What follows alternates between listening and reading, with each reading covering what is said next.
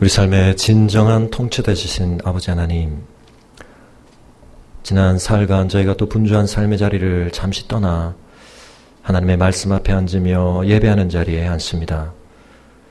주님께서 저희의 삶의 진정한 통치자 되심을 다시 한번 확신케 하시고 나타내어 주시며 우리의 삶을 통하여 그 소중한 진리를 깨닫고 누릴 뿐만 아니라 우리를 세우신 삶의 현장에서 그것을 드러내는 저희들이 될 수 있도록 이 시간 저희를 새롭게 하시며 강건케 하여 주시옵소서.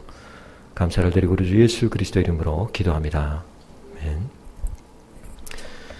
오늘은 시편 2편을 함께 묵상하도록 하겠습니다. 시편 2편을 제가 봉독해 드리겠습니다.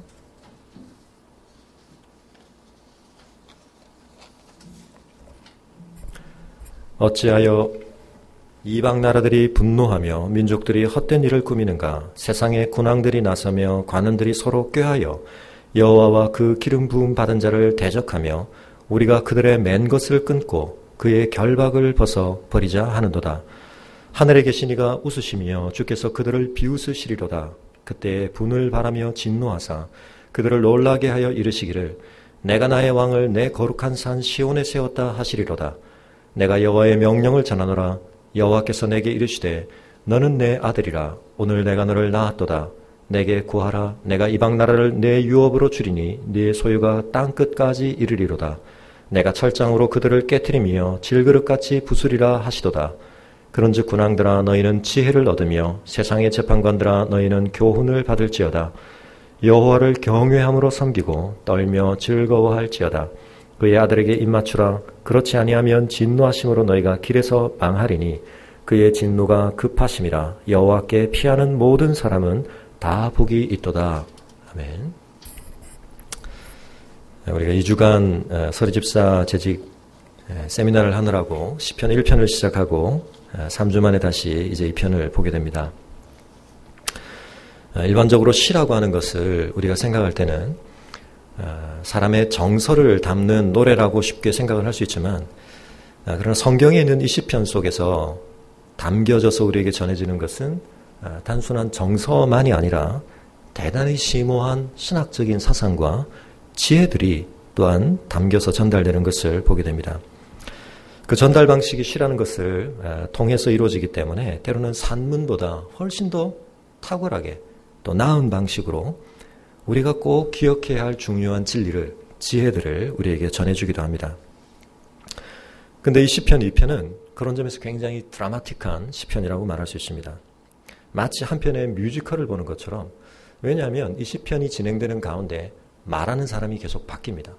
그래서 정신을 차리고 읽지 않으면 이게 지금 누구에게 하는 이야기인가 좀 우리가 정리가 안 될 수 있는데, 본문의 내용을 잘 이해를 하시면 여기에 여러 사람이 등장해서 각기 자신의 입술로 노래하는 것을 볼 수 있습니다.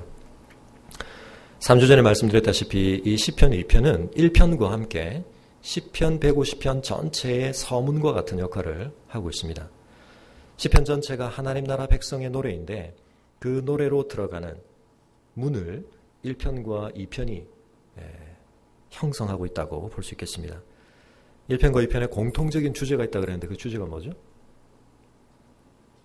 네, 복이었습니다. 1편도 복으로 시작을 하고 2편이 마치는 주제어도 복입니다. 그래서 복으로 시작해서 복으로 끝나는 이 두 편의 노래가 하나님 나라가 이 땅에 임할 때까지, 진정으로 임할 때까지 하나님 나라 백성이 이 땅 위에서 정말 추구하고 누려야 할 복이 무엇인가 하는 것을 선언하고 있습니다. 세상 많은 사람들도 복을 소중하게 생각하고 나름대로 복을 추구하는 삶을 살지만 그 복마다 정의가 틀리고 그 복에 이르는 방법들이 틀린데 정말 성경이 우리에게 말하는 복이 무엇인가 그것을 서론적으로 이야기하고 있습니다. 물론 지난번에 말씀드린 것처럼 이 시편 1편과 2편이 선언하는 것은 굉장히 총론적인 것입니다. 그래서 좀 이상적으로 보일 수 있습니다. 우리의 현실에 와닿지 않는 것처럼 느낄 수 있습니다. 아니 삶을 살아보니까 그런 게 복이 아니더라. 그런 생각이 들 수 있습니다. 그러나 그런 우리의 실존적인 갈등과 고백에 대해서는 이제 3편부터 즉각적으로 다루기 시작합니다. 시편이 결코 우리의 삶을 너무나 단순하게 보고 이상화시켜서 보기 때문에 현실에는 적용될 수 없는 그런 엉뚱한 이야기를 하고 있다고 생각할 필요는 없습니다. 오히려 궁극적으로 우리가 사는 이 짧은 시간의 경험만 가지고는 다 추출해낼 수 없는 삶의 긴 시간과 총체적인 관점 안에서 볼 때 인생이 정말 붙들어야 할 복은 이런 것이다 라고 우리에게 선언하고 있는 것입니다. 1편이 정의하고 약속하는 복은 무엇이었습니까? 누가 복되다고요? 하나님의 율법을 소유한 사람. 그의 심령과 그의 삶 속에 하나님의 율법이 온전히 아로 새겨져서 그 율법의 길로 걷는 사람. 누가 복되지 않다고요? 우리가 세상에서는 그 사람이 참 복돼 보이는데 악인들의 꾀를 따르고 죄인들의 길에 서고 오만한 자의 자리에 앉고 이게 점점 행동의 정도에 있어서는 줄어드는 것 같지만 정도에 있어서는 심각성에 있어서는 커지는 거라 그랬습니다. 그죠? 악인의 꾀를 막 쫓아 따르다가 이제는 죄인의 길에 섰다가 이제는 든든하게 오만한 자의 자리에 앉는 점점 굳어지는 모습. 세상 사람들은 이런 사람들의 모습들이 야, 저 사람 다른 사람이 못 누리는 복을 추구하고 있고 누리고 있다 생각할지 모르지만 성경은 그렇지 않다고 말합니다. 우리의 겉으로 보여주는 모습은 그렇게 견고해 보이고 든든해 보이는데 실상은 어떻다고요? 바람에 나는 겨와 같다는 것입니다. 반대로 여호와의 율법을 즐거워하고 주여로 율법을 묵상하는 사람은 우리가 볼 때는 어떻습니까? 너무나 답답해 보이고 세상에서 통용되는 복을 차버리는 사람처럼 보이지만 그는 오히려 현실 저 너머에 있는 깊은 시냇가에 뿌리를 내림으로 뿌리는 눈에 잘 보이지 않습니다. 그러나 그 뿌리가 견고함으로 말미암아 우리의 외적 현실이 요동치고 변하는 가운데서도 꿈쩍하지 않고 견디며 바람에 흩날려가지 않고 뿌리를 통해 견디며 그 뿌리를 통해 공급되어지는 수분과 양분을 가지고 철을 따라 열매를 맺고 잎사귀가 풍성한 그러한 삶을 산다. 그렇게 말하고 있습니다. 그래서 극렬한 대조를 이루고 있습니다.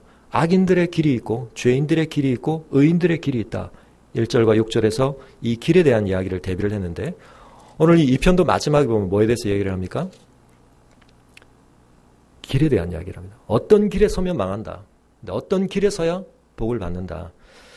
근데 오늘 2편에서는 이제 좀 주제가 바뀝니다. 2편의 핵심적인 복의 내용은 무엇입니까? 2편에서는 다스림이 문제입니다. 통치가 문제입니다.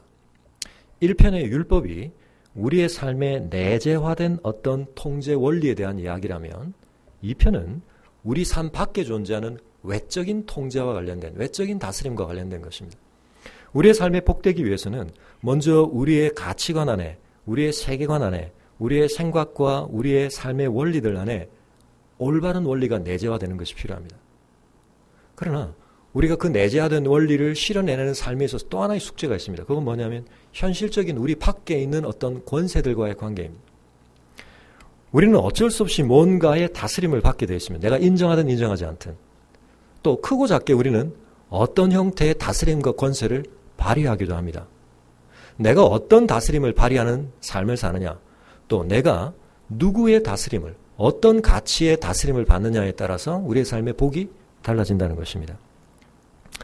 이 2편이 핵심적으로 말하는 것은 하나님께서 인정하여 세우신 통치자가 있다는 것입니다. 그의 이름은 그리스도입니다. 하나님이 기름 부어 세우신 사람. 그에게 특별한 권한을 위임하시고 그가 그 일을 감당할 수 있도록 기름 부으신 자가 있다는 것입니다. 이 기름 부음을 받은 자라는 뜻이 그리스도죠. 하나님이 인정하신 이상적 통치자의 다스림을 받아야 하지 그 아닌 다른 사람의 통치를 받으면 하나님의 복을 잃어버린다고 이야기하고 있는 것입니다. 시편 2편에도 1편과 마찬가지로 대조가 이루어집니다. 먼저 이방 나라들에 대한 이야기, 민족들에 대한 이야기가 나옵니다. 그런데 그들이 무엇을 하고 있습니까? 그들이 분노하고 있고 헛된 일을, 성취될 수 없는 일을 도모하고 꾸미고 있다고 말합니다. 세상의 군왕들이 나서고 관원들이 서로 의논하고 계획을 세우는데 그 내용이 무엇입니까? 여호와와 그분이 기름 부어 세운 자, 하나님과 하나님이 이 땅 위에 인정하여 세우신 이상적 통치자와 대적을 해야 되겠다. 하나님께서 우리에게 메워주신 것이 있는데, 매게 하신 것이 있는데 이거 끊어버리자. 하나님이 우리에게 결박을 씌우셨는데 이거 벗어버리자라고 하는 것입니다. 이런 일이 세상 가운데 이루어지고 있다고 말합니다. 역사와 모든 만물의 진정한 궁극적 통치자이신 하나님께서 세우신 원리와 통치의 법칙을 벗어나서 내 마음대로 삶을 펼쳐가자. 그러려고 하는 데 있어서 하나님이 우리에게 주신 이 모든 것이 구속이 된다. 우리를 제한한다. 우리가 성취하려고 하는 것들에 대해서 이것은 우리를 방해한다. 그것은 어떤 의미에서 1편에 얘기했던 율법과 같은 것입니다. 하나님의 선한 의도를 반영한 이 모든 것에 대해서 하나님의 선하심을 의심하게 될 때, 불신하게 될 때, 그게 내 삶을 복으로 이끌어가는 것이 아니라 내가 내린 결정과 내가 내린 판단을 따라 내 삶을 살아야 되겠다. 그런데 이 일에 있어서 모든 세상의 권력들이 뭐 한다는 것입니까? 놀라운 연대를 이룬다는 것입니다. 사실 어떤 면에서 보면 이 세상의 군왕들끼리 막 다투고 싸울 법한데 적어도 이 이슈와 관련해서는 그들이 통일된 목소리를 낸다는 것입니다. 여러분은 이런 일이 일어나고 있다는 것을 여러분의 삶에서 경험하고 계십니까? 어떻게 이걸 경험할 수 있을까요? 굉장히 놀랍게도 제가 의도적으로 배치한 것은 아니지만 우리 복 있는 사람의 큐티 본문이 제가 가끔 이렇게 다른 우리의 이 설교 주제들하고 참 잘 맞물리는 것을 보게 됩니다. 오늘 새벽 설교 동영상을 보신 분과 안 보신 분은 여기서 이제 차이가 좀 나겠는데 오늘 중요하게 누가 언급됐죠? 네, 헤롯이 언급됐습니다. 어제 본문에서는 분명히 주님의 강한 손이 역사 속에 나타나고 있다고 얘기했는데 오늘 본문에 보면 12장에 누구의 강한 손이 갑자기 나타나냐면 헤롯의 손이 나옵니다. 권능을 의미하는 거죠. 어떻게 합니까? 사도들을 핍박합니다. 심지어는 그중 한 사람인 야고보를 칼로 죽여 순교하게 만듭니다. 그 현실만을 바라볼 때 우리에게는 뭐가 보입니까? 하나님이 궁극적으로 이 현실을 통치하는 것으로 보이지 않죠. 세상의 권력을 가진 사람이, 세상의 힘을 가진 사람이, 세상의 영향력을 가진 사람이 자기 마음대로 이 역사를 이끌어가는구나, 만들어가는구나, 그의 의도대로 모든 일이 되어가는구나라고 보여줍니다. 그러나 그렇지 않다는 것입니다. 그것이 대단히 중요하게 우리의 삶에 갖추어져야 할 인정인데 그 인식이 결여되게 될 때 우리의 삶이 복을 잃어버린다는 것입니다. 내일 아침에 본문에도 이제 헤롯이 어떻게 되는지 우리가 확인하게 됩니다. 그런데 헤롯 이야기 이전에 여러분 신약에서 가장 많이 특별히 예수 그리스도와 관련해서 인용되는 구약이 어디라고 그랬죠? 네, 시편이라고 그랬습니다. 그런데 이 시편 2편은 굉장히 많이 인용됩니다. 기억나십니까? 어디에서 이 시편 2편이 제일 먼저 인용이 될까요? 이 시편 2편은 이스라엘의 역사 속에서는 지난주에 제가 지난번에 시편을 누구의 노래로 봐야 될 거냐 우리가 좀 다층적으로 봐야 된다 그랬죠? 우선은 이것을 기록한 사람의 노래인데 그러나 그것을 또한 이스라엘 백성 공동체가 받으면서 공동체적인 노래로 사용도 되었다. 그 백성들의 공동체적인 노래라는 측면에서는 이 시편 2편은 왕의 대관식 때 불려지던 노래입니다. 이스라엘의 왕을 송축하는 노래입니다. 이스라엘의 왕이라고 하는 사람은 하나님께서 친히 인정하여 세우신 기름 부은 왕들이기 때문에 다윗 이후 솔로몬 이후부터 그들은 왕을 세울 때마다 이 시편 2편을 노래했습니다. 그러나 이 시편은 또한 누구의 노래로 봐야 된다고 했습니까? 궁극적으로는 예수 그리스도의 노래. 예수님께서 세례 요한의 세례를 받으셨을 때 그 세례 이후에 징조가 몇 가지 있었죠. 그 중에 하나는 하나님의 음성이었는데 그 음성 중에 중요한 내용이 뭐였습니까? 바로 이 시편 2편에 나오는 너는 내 아들이라 라고 하는 선언입니다. 물론 그때 선언에는 이 시편 2편 말고도 이사야에 있는 종의 노래가 함께 연합되어 있습니다. 이는 내 사랑하는 아들이요 내 기뻐하는 자다. 굉장히 중요한 구약의 두 노래를 하나님이 융합시키신 것입니다. 어쨌든 그러나 여기서는 다윗 후손으로 오시기로 한 메시아, 그분이 예수 그리스도라는 걸 하나님이 인정하시는 것입니다. 그런데 우리가 지금 묵상하고 있는 사도행전에 이 시편 2편이 인용된 적이 있었던 거 기억나십니까? 사도행전 몇 장이죠? 4장에 한번 볼까요? 사도행전 4장에 23절 이하에 보면 베드로와 요한이 공회 앞에 잡혀갔다가 다시는 그와 같은 복음을 전하지 말라라고 하는 위협을 받으며 풀려나게 되는데 이 일을 전달받은 다음 그들이 함께 이 사실을 놓고 하나님 앞에 기도하는 가운데 바로 시편 2편을 인용하고 있습니다. 25절 볼까요? 그 앞에 하나님을 누구라고 부르고 있습니까? 대주제요. 이 대주제라는 표현이 영어의 표현으로 말하면 이 독재자를 뜻하는 그 단어의 원어에 해당되는 것인데요. 하나님만이 강력한 군주시다는 뜻입니다.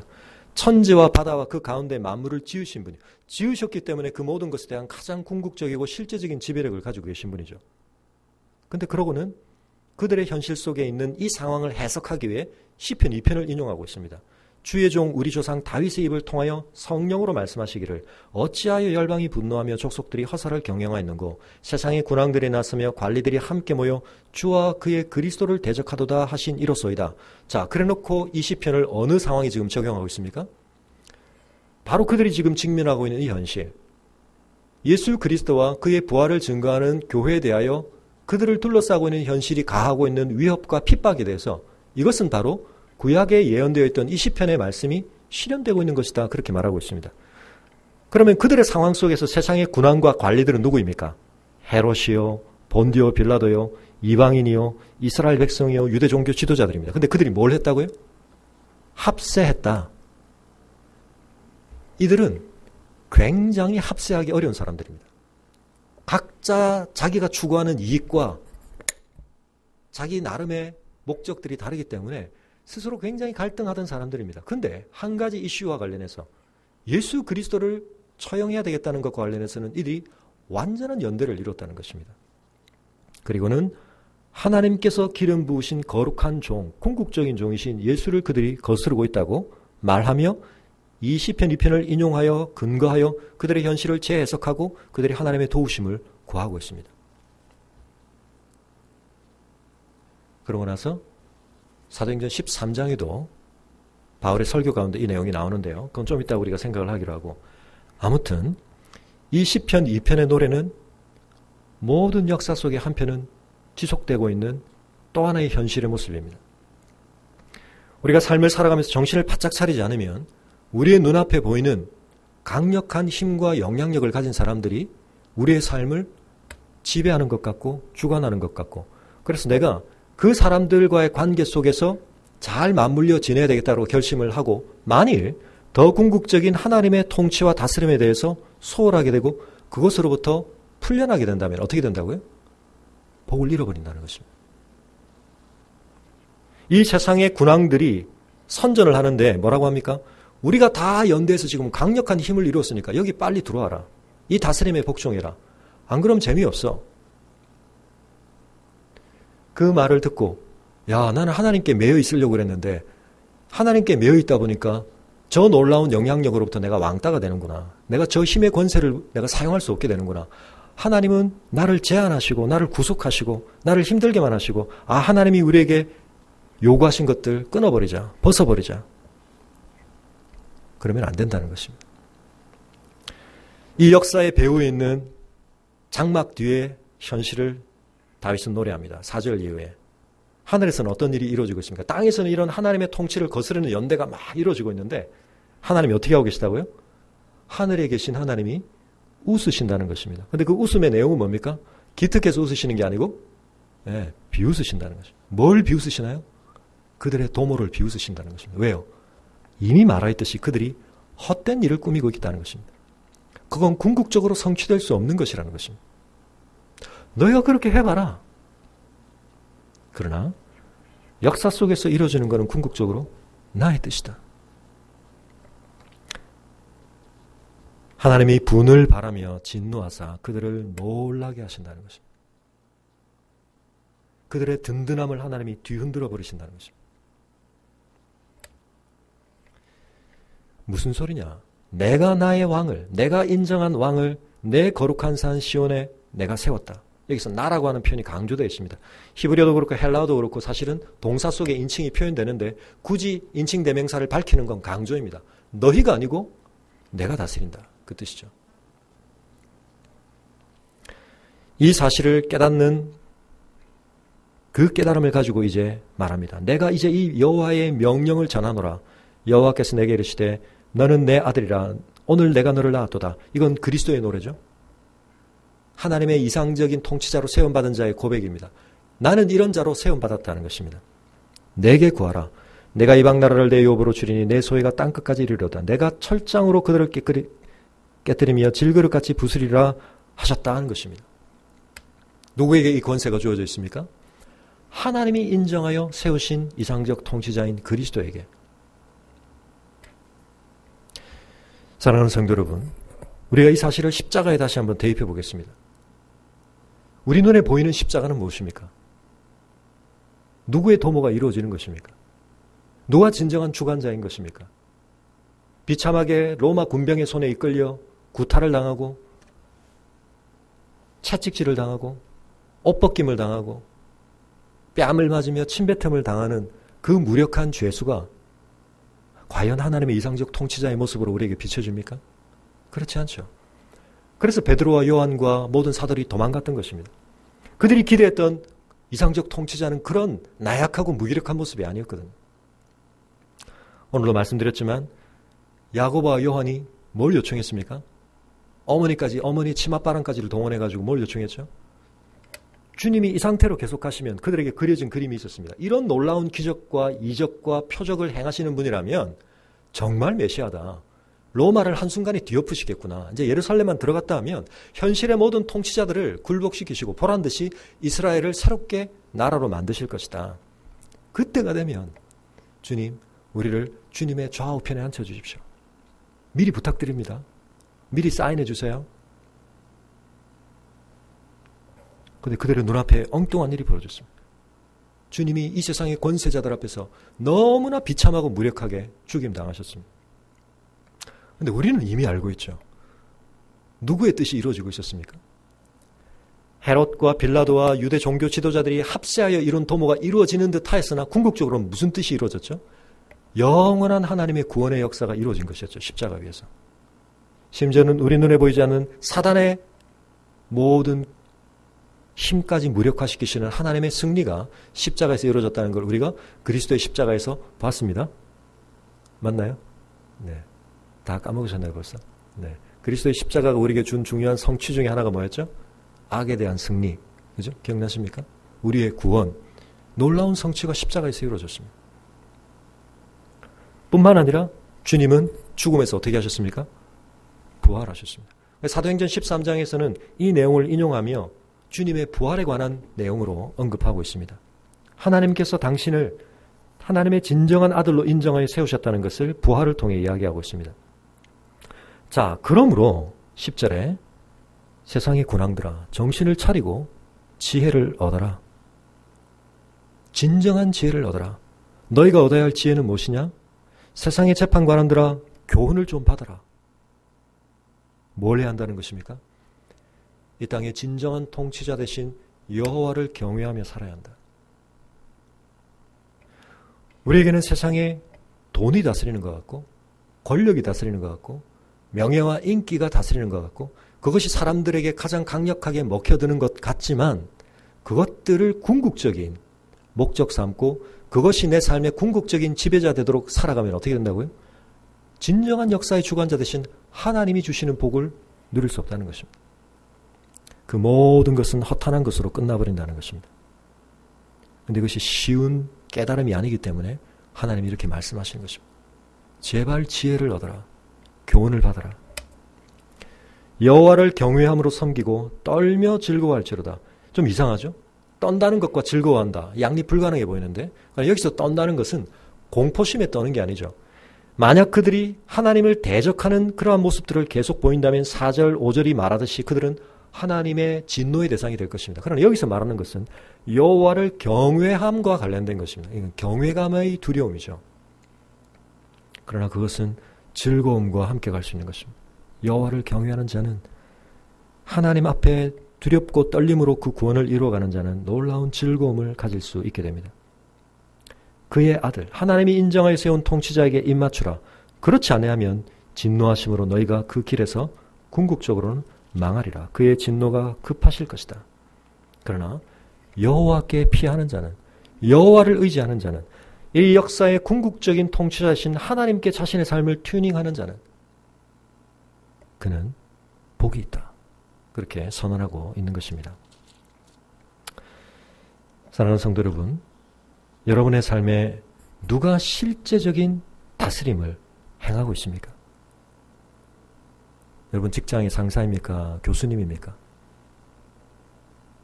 여러분의 상관입니까? 누구입니까? 물론 우리가 그 사람들과의 관계를 대단히 중요하게 생각해야 할 것입니다.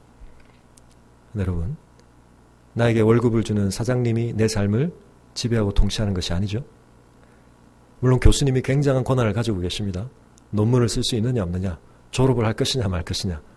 그러나 그 교수님이 여러분의 삶을 궁극적으로 다스리는 분이 아닙니다. 그러므로 여러분을 지금 둘러싸고 있는 그 현실 속에서 여러분이 잘 맞물리기 위해 그 다스림 안에서 여러분이 아무런 어려움이 없도록 모든 것을 조종하느라 하나님께서 우리에게 맨 것과 하나님의 결박을 벗어버리려고 한다면, 풀어버리려고 한다면 우리의 삶은 더 중요한 것을 잃고 있다고 말하고 있는 것입니다. 시편 1편과 2편은 하나님의 언약 백성이 기억해야 할 두 언약을 우리에게 강조하고 있습니다. 하나님이 구원 역사를 이루시는 데 있어서 구약에 가장 중요한 두 언약이 있습니다. 그래서 구약을 생각할 때 가장 중요한 인물을 몇 사람 꼽아봐라 하면 여러분이 반드시 포함시켜야 할 사람이 있습니다. 개인적으로 여러분이 누구를 더 선호하시는 관계없이 적어도 성경의 흐름을 제대로 이해한다고 할 때 이 두 사람을 빠뜨리면 안 됩니다. 누굴까요? 1편과 관련돼서 우리에게 제일 중요하게 떠오르는 사람 누구죠? 모세입니다. 하나님의 율법을 우리에게 준 모세. 두 번째 누구입니까? 다윗입니다. 1편은 모세 언약을 노래하고 있습니다. 모세 언약의 내용은 뭐죠? 하나님의 율법에 순종하는 자는 축복을 받고 그 율법을 거스린 자는 저주를 받는다. 다윗의 언약은 뭡니까? 다윗의 언약은 후손과 관련되어 있습니다. 다윗의 후손으로 내가 메시아, 그리스도를 보내는데 그 그리스도의 다스림에 복종해야 한다. 그 다윗의 후손은 세 가지 중요한 약속을 받습니다. 첫째, 하나님과의 관계에서 아버지와 아들 관계를 누린다. 그리고 그는 성전을 짓는다. 그리고 그는 영원한 왕위를 유지한다. 이건 솔로몬 때 잠시 이루어지는 것 같았지만 궁극적으로 그것은 예수 그리스도 안에서 실현되는 것이었습니다. 예수님은 세례 요한의 세례로부터 하나님의 아들이라는 칭호를 받으셨습니다.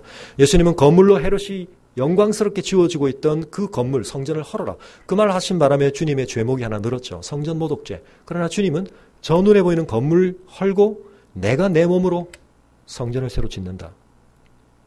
그리고 주님의 그 다스림은 지금도 이어지고 있는 영원한 통치입니다. 다윗 언약과 모세 언약이 상관없는 언약이 아닙니다. 이건 연결되어 있습니다. 왜 그렇습니까? 첫 번째 복은 율법에 순종을 해야 복을 받는다는 거죠. 두 번째는 하나님의 통치자에게 순종을 해야 복을 받는다는 것인데 이 둘이 한 복인 이유는 하나님의 이상적 통치자는 세상의 왕들과 달리 자기의 야심을 성취하기 위해 자기의 야욕, 정복력을 확산하기 위해 마음대로 통치하는 왕이 아니라 그의 진정한 왕이신 하나님의 통치를 백성들의 삶에 실현하도록 애쓰는 왕입니다. 그 왕의 통치 청사진이 바로 율법입니다. 그래서 신명기 17장에 보면 이스라엘의 왕은 항상 율법을 옆에다 두고 자기 자신이 그 율법의 적용을 받을 뿐만 아니라 백성들의 삶에서 무슨 일이 이루어지도록 늘 노력해야 되느냐 하면 율법이 실현되어지는 삶을 가능하게 위해 자기에게 주어진 권한과 힘을 사용하는 것입니다. 그러므로 모세 언약과 다윗 언약은 연결되어 있는 것입니다. 이상적으로 진행되었을 때. 그래서 이 시편 1편과 2편이 연결되어 있습니다. 그래서 궁극적으로는 무엇입니까? 하나님의 다스림을 받는 것, 하나님의 백성 되는 것이 이 땅 위에 사는 인생이 추구하고 누릴 가장 중요하고도 궁극적인 복이라고 이야기하고 있는 것입니다. 우리의 삶을 다시 한번 이 말씀에 비추어 봤으면 좋겠습니다. 사도행전에 있던 초대교회는 그들의 삶에 벌어지고 있는 일들을 이 말씀에 비추어 적용하며 물러서지 않았습니다. 너무나 강력하게 그 시대의 모든 힘을 가진 사람들이 다 합세를 해가지고 아무 힘도 없는 그들을 핍박하고 있었지만 그들은 이 말씀을 믿음으로 붙들고 견뎌갔습니다. 아하, 이 일은 갑작스러운 일이 아니고 난데없는 일이 아니고 이미 시편에 예언되어 있던 겪으리라고 말씀하신 말씀이 이루어지고 있는 일인 것을 우리가 믿습니다. 그리고 우리는 그 믿음에서 흔들리지 않습니다. 우리의 삶에 조금만 폭풍이 불어도 조금만 거센 파도가 덮쳐와도 우리가 겁이 덜컥 납니다. 두려움에 빠집니다. 그래서 우리는 내 주변에 있는 뭔가를 붙들고 싶어 합니다. 뭔가 강력해 보이는 것은 나를 매려고 합니다. 근데 여러분, 그러다가 우리가 하나님께 매이고 하나님께 묶여 있어야 할 것을 풀어버리고 벗어버리면 안 된다는 것입니다. 구명정이라고 생각하고 나를 붙들어줄 기둥이라고 생각했는데 그것들이 부러지고 썩고 흔들리는 것을 경험하게 될 것입니다. 그러지 않으려면 우리가 변함없는 하나님의 통치에 하나님의 율법이 내 삶에 내재화되고 나의 삶의 외적인 현실들이 어떻게 나를 엄습하든지 나는 하나님의 다스림을 받는 자라고 하는 명확한 확신 가운데 하나님의 도우심을 구하는 삶을 살아가야 한다는 것입니다. 이 시편 1편, 2편이 말하고 있는 내용은 이제 이 시편 이후에 나올 모든 노래들을 하나님의 백성으로서 하나님 앞에 기도와 탄식으로 올릴 그 모든 백성들의 마음속에 총론적으로 새겨져 있어야 할 중요한 진리입니다. 그러나 이것은 우리의 삶에서 늘 쉽게 확인되는 것은 아닙니다. 다음 주부터 보겠지만 얼마나 이 진리가 우리의 삶에서 쉽게 의심될 수 있고 우리가 이 진리로부터 벗어날 수 있는지 모릅니다. 그러나 그때마다 다시 한번 우리는 하나님의 권고를 받아야 할 것입니다. 지혜를 얻으라, 교훈을 받으라. 이것이 너희 인생의 진정한 복이라고 말씀하십니다. 다시 한번 오늘 여러분의 현실에서 여러분을 다스리는 원리가 무엇인지, 여러분이 누구에게 매여 있는지 다시 한번 잘 생각해 보시기 바랍니다. 여러분을 엄습하는 그 모든 환난과 여러분을 요동케 하는 그 파도에 대해 우리가 분명한 고백을 할 필요가 있습니다. 하나님은 전능하십니다. 하나님은 온 우주와 만물과 역사를 다스립니다. 때로 이 고백이 너무 공허해지지 않도록 하기 위해서 우리가 실제적으로 해야 할 고백이 있습니다. 나를 지금 두렵게 하고 있는 이 파도, 나를 지금 뿌리치에 뒤흔들고 있는 요동시키는 이 폭풍, 적어도 그것보다는 하나님이 더 크십니다. 이것이 어떤 의미에서 모든 만물과 우주와 역사를 하나님이 다스리십니다라는 고백과 같으면서도 훨씬 중요한 고백이 될 것입니다. 하나님이 우주와 만물과 모든 역사는 다스리는데 지금 나를 엄습하고 있는 이 파도와 폭풍은 하나님의 통치와 무관하게 내 삶을 휩쓸고 지나갑니다라고 우리가 생각한다면 우리가 다시 한번 우리의 마음을 주님 앞에 살펴봐야 할 것입니다. 사랑하는 성도 여러분, 오늘 우리 시대 안에서도 이방 나라들이 분노하며 민족들이 헛된 일을 꾸미며 세상의 군왕들이 나서며 관원들이 깨하여 하나님과 그의 기름 부은 자를 대적하며 그 맨 것을 끊고 그 결박을 벗어 그들의 도모를 이루고자 애쓰고 있습니다. 우리가 그것도 잘 살피고 분별해 보아야 합니다. 그러나 우리는 그 이상을 보아야 합니다. 하늘에 계신 하나님께서 비웃으시며 그 역사를 궁극적으로 이끌어 가시는 하나님의 뜻이 어떻게 우리에게 드러나고 있는지 볼 수 있는 믿음의 눈을, 진리의 눈을 가지시는 여러분이 되시기를 주님의 이름으로 축원합니다. 우리 아까 불렀던 찬송 다시 한번 부르겠습니다. 주 품에 우리 영혼과 우리의 삶을 주님의 품에 품어주시옵소서. 주님의 능력의 팔로 우리를 덮으사 거친 파도 폭풍 가운데서도 우리 영혼이 잠잠히 주님을 바라보게 하여 주옵소서. 이렇게 함께 찬양하겠습니다.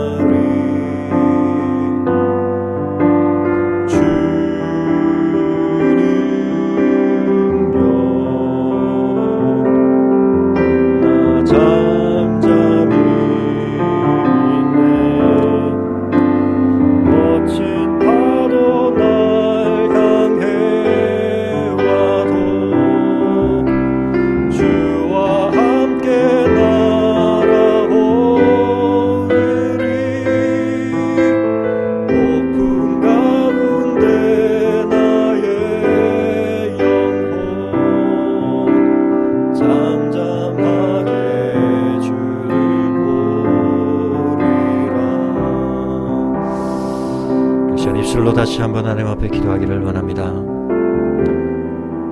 하나님의 다스림에 온전히 순종하며 하나님의 통치에 더 깊이 나아가는 저희들이 되게 하여 주시옵소서.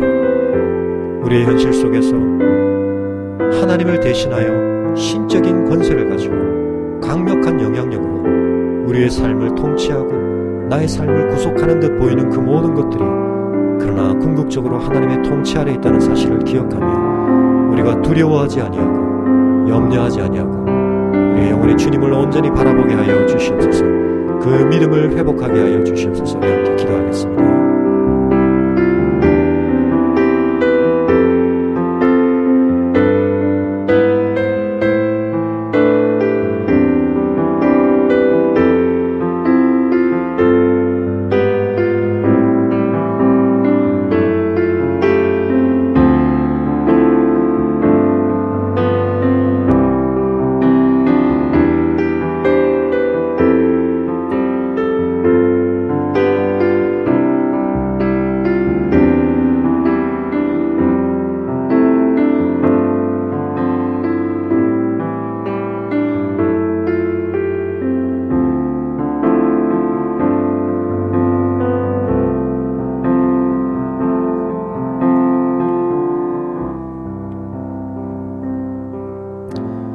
고마우신 아버지 하나님, 세상 사람들이 복이라고 인정하고 그것을 얻고 추구하기 위해 목숨까지 걸고 바라보며 달려가는 그 복들은 너무나 실제적으로 느껴지는데, 하나님의 말씀이 우리에게 복이라고 말씀하시는 것은 너무나 멀고 오히려 허황되게 느껴지는 것을 부인할 수 없는 저희의 연약함을 주님 받아주시옵소서. 그러나 아버지 하나님, 저희의 연약한 믿음으로도 다시 한번 주님의 진리의 말씀 앞에 반응하기를 원합니다. 여호와의 율법을 품고 사는 자가 하나님께서 인정하여 세우신 통치자의 다스림에 순종하고 그 통치에 의존하는 것이 우리 인생의 복이라고 말씀하시는 하나님의 이 약속의 말씀을 붙들고 우리 주 예수 그리스도께서 보여주신 그 생명과 참 영광과 진정한 복의 길을 달려가는 저희들 되게 하여 주시옵소서. 우리 좋은나무교회 모든 성도들이 세상의 삶 가운데 최선을 다하며 살되, 그러나 그 세상 속에 하나님을 대적하며 연대하고 있는 이 세상의 강력한 힘 앞에 저희가 주눅들지 않게 하시고 위축되지 않게 하시고 굴복하지 않게 하시고 하나님의 통치를 누리며 드러내는 주님의 나라의 백성 되도록 축복하여 주시옵소서. 우리의 삶을 엄습하는 여러 가지 환경과 어려움들 속에서도 주님이 궁극적으로 우리를 붙드시고 우리를 반드시 주님의 평안 가운데 세우실 것을 믿음으로 오늘 이 시간 우리의 삶은 여전히 폭풍과 파도 속에 있지만 우리의 영혼이 평안함을 누리게 하시고 담대함을 갖도록 인도하여 주시옵소서. 주님께 모든 것을 의탁하며 우리 주 예수 그리스도 이름으로 기도합니다.